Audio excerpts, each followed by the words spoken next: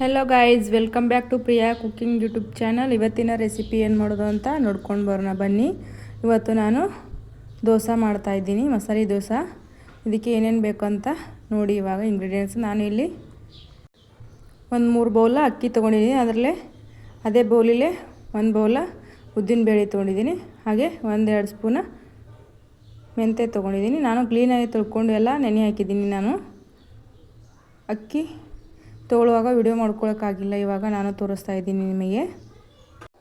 Evening ನಾನು ನೆನೆ ಹಾಕಿದ್ದೆ. ನೀವು ಮಾರ್ನಿಂಗ್ ಆದರೂ ಹಾಕ್ಕೋಬೋದು, ಈವ್ನಿಂಗ್ ಮಿಕ್ಸಿ ಮಾಡ್ಕೋಬೋದು. ಈವ್ನಿಂಗ್ ನೈಟ್ ಹಾಕಿದರೆ ಮಾರ್ನಿಂಗ್ ಮಿಕ್ಸಿ ಮಾಡ್ಕೋಬೋದು. ನಿಮಗೆ ಯಾವಾಗ ಬೇಕೋ ಆವಾಗ ಮಾಡ್ಕೊಂಡು ತಿನ್ನಲಿಕ್ಕೆ ಈಸಿ ಆಗುತ್ತೆ. ನಾನು ಇಲ್ಲಿ ಮಾರ್ನಿಂಗ ಹಾಕಿಟ್ಕೊಂಡಿದ್ದೀನಿ, ಈವ್ನಿಂಗ್ ನಾನು ಮಿಕ್ಸಿ ಮಾಡ್ಕೋತಾ ಇದ್ದೀನಿ. ಇದನ್ನು ಸಂಜೆ ಟೈಮಲ್ಲಿ ಮಿಕ್ಸಿ ಮಾಡಿಕೊಂಡು ಬೆಳಗ್ಗೆ ಮಾಡ್ಕೋಬೇಕಂತ ನಾನು ಇಲ್ಲಿ ಮಿಕ್ಸರ್ಗೆ ಗ್ರೈಂಡ್ ಮಾಡ್ಕೋತಾ ಇದ್ದೀನಿ. ಇದನ್ನ ಇವಾಗ ಮಿಕ್ಸಿ ಜಾರಿಗೆ ಹಾಕ್ಕೊಂಡು ಕಿರಿಂದ ಎಲ್ಲ ಥರ ಮಿಕ್ಸ್ ಮಾಡಿ ಹಾಕಿದ್ದೀನಿ ನಾನು. ಅಕ್ಕಿ, ಉದ್ದಿನಬೇಳೆ ಹಾಗೆ ಮೆಂತ್ಯ. ಇವಾಗ ನೋಡಿ ಸ್ವಲ್ಪ ನೀರು ಹಾಕ್ಕೋಬೇಕು, ಜಾಸ್ತಿ ನೀರು ಹಾಕ್ಕೋಬಾರ್ದು. ಜಾಸ್ತಿ ನೀರಾದರೆ ಹಿಟ್ಟು ತೆಳುವಾಗಿ ಬಂದರೆ ದೋಸೆ ಚೆನ್ನಾಗಿ ಬರೋದಿಲ್ಲ. ಉತ್ತಪ್ಪನೂ ಮಾಡ್ಕೋಬೋದು, ಇದರಲ್ಲೇ ತುಂಬ ಚೆನ್ನಾಗಿ ಬರುತ್ತೆ. ಈ ಥರ ಪೇಸ್ಟ್ ಮಾಡ್ಕೊಂಡು ಮಾಡಿದರೆ ತರಿಯಾಗಿದ್ದರೆ ಚೆನ್ನಾಗಿ ಬರೋದಿಲ್ಲ. ನೋಡಿ, ನಾನು ಹಾಗೆ ಎಲ್ಲ ಮಾಡಿಕೊಂಡು ತೋರಿಸ್ತೀನಿ ಇವಾಗ ನಿಮಗೆ. ನಾನು ಇಲ್ಲಿ ಅದು ಸ್ನ್ಯಾಕ್ಸ್ ಟೈಮಿಗಾದರೂ ಯೂಸ್ ಮಾಡ್ಕೋಬೋದು. ನೀವು ಫಡ್ಡೂ ಚೆನ್ನಾಗಿ ಬರುತ್ತೆ, ಅದು ಸಹ ಮಾಡ್ಕೋಬೋದು ನೀವು. ಮಸಾಲೆ ದೋಸೆ ಅಂತೂ ತುಂಬ ಚೆನ್ನಾಗಿ ಬರುತ್ತೆ ಈ ಥರ ಮಾಡಿಕೊಂಡ್ರೆ. ಹಿಟ್ಟು ನಾನು ಯಾವ ಥರ ಮಾಡ್ಕೊಂಡಿದ್ದೀನಿ ನೋಡಿ, ಹಾಗೆ ಬಂದಿದೆ. ಈ ಥರ ಬರಬೇಕು, ಆದರೆ ಚೆನ್ನಾಗುತ್ತೆ ದೋಸೆ. ನೋಡಿ, ಇಲ್ಲಿ ನಾನು ಎಲ್ಲ ಅಕ್ಕಿಯನ್ನು ತೊಳೆದಿಟ್ಟಿದ್ನಲ್ಲ, ನೆಕ್ಸ್ಟ್ ಅದನ್ನು ಎಲ್ಲ ಕ್ಲೀನಾಗಿ ತೊಳ್ಕೊಂಡು ಮಿಕ್ಸಿ ಜಾರಿಗೆ ಹಾಕ್ಕೊಂಡು ಹಿಟ್ಟು ರೆಡಿಯಾಗಿದೆ ನೋಡಿ. ಇವಾಗ ಎಲ್ಲ ಹಿಟ್ಟನ್ನು ಕೈಯಾಡಿಸಿ ಇಡೋಣ. ಇವಾಗ ಈ ರೀತಿಯಾಗಿ ಮಾಡ್ಕೊಂಡು ಇಟ್ಕೋಬೇಕು. ಜಾಸ್ತಿ ಗಟ್ಟಿಯಾಗಿದ್ದರೆ ಸ್ವಲ್ಪ ಜಾಸ್ತಿ ಗಟ್ಟಿಯಾಗುತ್ತೆ.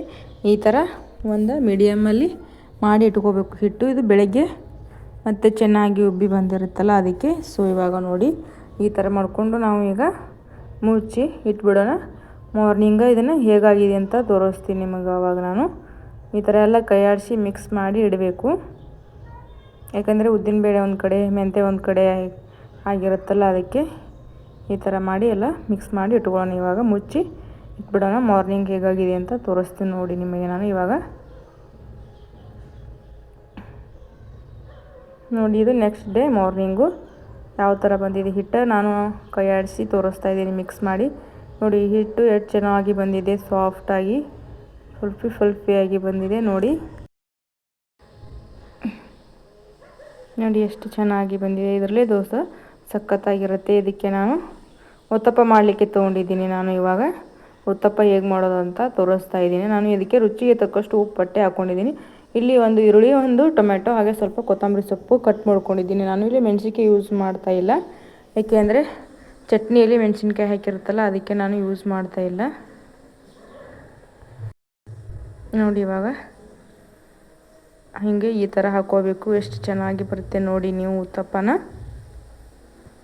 ಈ ಥರ ಮಾಡಿ ಮ್ಯಾಗ ಅದೇ ಸ್ವಲ್ಪ ಫ್ರೆಶ್ ಥರ ಮಾಡ್ಕೋಬೇಕು. ಈರುಳ್ಳಿ ಟೊಮೆಟೊ ಹೊರಗಡೆ ಬರೋದಿಲ್ಲ, ಅದಕ್ಕೆ ಈ ಥರ ಮಾಡಿ ಬಿಟ್ಟರೆ ಬೇಗ ಮಾಡ್ಕೋಬೇಕು. ಹಸಿ ಇರುವಾಗ ಹಿಟ್ಟು ಬೆಂದ ಮೇಲೆ ಹಾಕಿದರೆ ಈರುಳ್ಳಿ ಟೊಮೆಟೊ ಅಂಟ್ಕೊಳ್ಳೋದಿಲ್ಲ ಅದಕ್ಕೆ. ನೋಡಿ, ಇವಾಗ ನಾವು ಸ್ವಲ್ಪ ತಿರುವಿ ಹಾಕ್ಕೊಂಡು ಬಿಡೋಣ. ಸ್ವಲ್ಪ ಎಣ್ಣೆ ಹಾಕಿ ತಿರುವಿ ಹಾಕ್ಕೋಬೇಕು. ಇವಾಗ ನೋಡಿ, ಎಷ್ಟು ಚೆನ್ನಾಗಿ ಬಂದಿದೆ ಉತ್ತಪ್ಪ.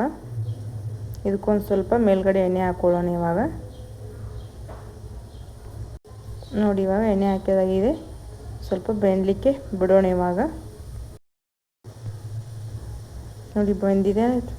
ನೋಡಿ ಎಷ್ಟು ಚೆನ್ನಾಗಿ ಬಂದಿದೆ, ಸ್ಮೂತಾಗಿ. ನೋಡಿ ಎಷ್ಟು ಚೆನ್ನಾಗಿ ಬಂದಿದೆ. ನೀವೇ ಈರುಳ್ಳಿ ಟೊಮೆಟೊ ಹೊರಗಡೆ ಬಂದಿಲ್ಲ, ಆ ಥರ ಮಾಡ್ಕೋಬೋದು ನೀವು. ನೋಡಿ ಎಷ್ಟು ಚೆನ್ನಾಗಿ ಬರ್ತಿದೆ ಅಂತ. ಸ್ವಲ್ಪನೂ ಅಂಟ್ಕೊಂಡಿಲ್ಲ ದೋಸೆ ತವಾಗೆ. ಈ ಥರ ಮಾಡಿ ನಾನು ನೆಕ್ಸ್ಟ್ ಮಸಾಲೆ ದೋಸೆ ಹೇಗೆ ಮಾಡೋದು ಅಂತ ತೋರಿಸ್ತೀನಿ ನೋಡಿ. ಇವಾಗ ಅಕ್ಕಿ ಹಿಟ್ಟಿಗೆ ಸ್ವಲ್ಪ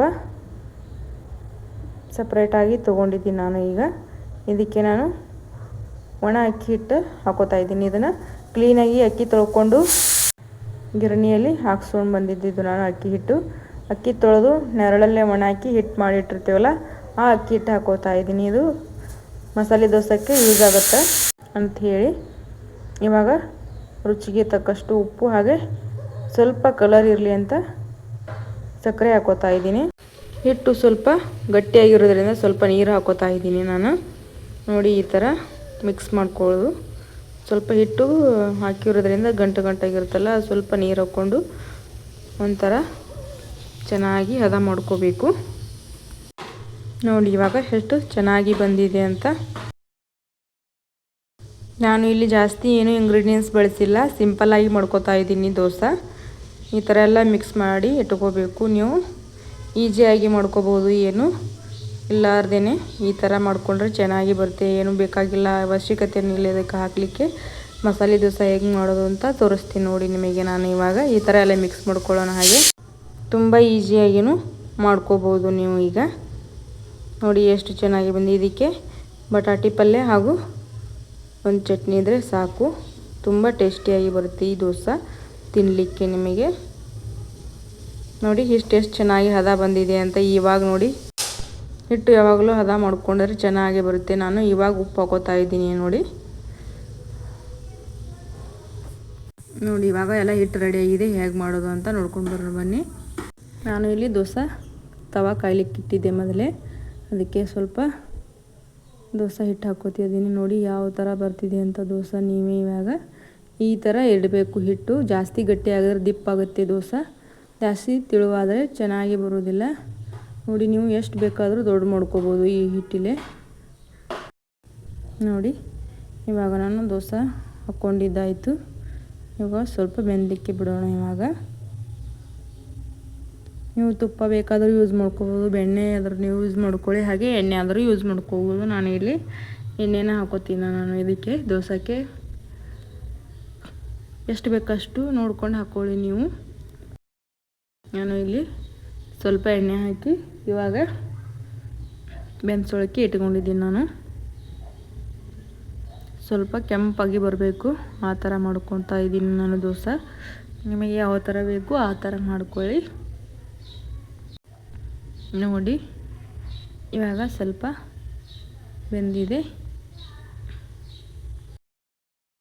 ನಾನು ಹೇಳಿದ ಅಳತೆ ಪ್ರಕಾರ ಮಾಡಿದರೆ ದೋಸೆ ಎಲ್ಲರಿಗೂ ಇಷ್ಟ ಆಗುತ್ತೆ ಅಂತ ಅಂದ್ಕೊಂಡಿದ್ದೀನಿ. ಈ ರೆಸಿಪಿ ನೀವು ಮಾಡಿಕೊಂಡು ನೋಡಿ.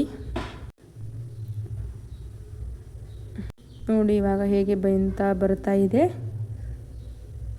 ಸ್ವಲ್ಪ ಚೆನ್ನಾಗಿ ಮೀಡಿಯಮ್ ಫ್ಲೇಮಲ್ಲಿ ಇಟ್ಟು ಬೇಯಿಸ್ಕೋಬೇಕು. ನೋಡಿ ಕಲರ್ ಚೇಂಜ್ ಆಗೋವರೆಗೂ ನಾನು ಬೇಯಿಸ್ತಾ ಇದ್ದೀನಿ. ಯಾಕಂದರೆ ನಾನು ಇಲ್ಲಿ ಒಂದು ಸೈಡ ಬೇಯಿಸ್ಕೊತಾ ಇದ್ದೀನಿ ದೋಸೆನ. ನಿಮಗೆ ಈಗ ತಿರುವಿ ಹಾಕಿ ತೋರಿಸ್ತೀನಿ ನೋಡಿ ಯಾವ ಥರ ಬಂದಿದೆ ಅಂತ. ಎಷ್ಟು ತಿಳುವಾಗಿ ಬಂದಿದೆ ನೋಡಿ. ಹಿಟ್ಟು ಹಗುರವಾಗಿ ಇದ್ದರೆ ದೋಸೆ ತುಂಬ ಚೆನ್ನಾಗಿ ಬರುತ್ತೆ. ಈಗ ನಾನು ಎರಡನೇ ದೋಸೆ ಹಾಕಿ ತೋರಿಸ್ತಾ ಇದ್ದೀನಿ ನಾನು ನಿಮಗೆ ಇಲ್ಲಿ. ನೋಡಿ ಎಷ್ಟು ಚೆನ್ನಾಗಿ ಬರ್ತಾ ಇದೆ ದೋಸೆನ. ನೀವು ಒಂದು ಸಲ ಟ್ರೈ ಮಾಡಿ, ತುಂಬ ಟೇಸ್ಟಿಯಾಗಿರುತ್ತೆ ಇದು. ವಿಡಿಯೋ ಇಷ್ಟ ಆದರೆ ಲೈಕ್ ಮಾಡಿ, ಶೇರ್ ಮಾಡಿ, ಹಾಗೆ ಸಬ್ಸ್ಕ್ರೈಬ್ ಮಾಡ್ಕೊಳ್ಳಿ. ಹೇಗಾಗಿದೆ ಅಂತ ಕಮೆಂಟ್ ಮಾಡಿ.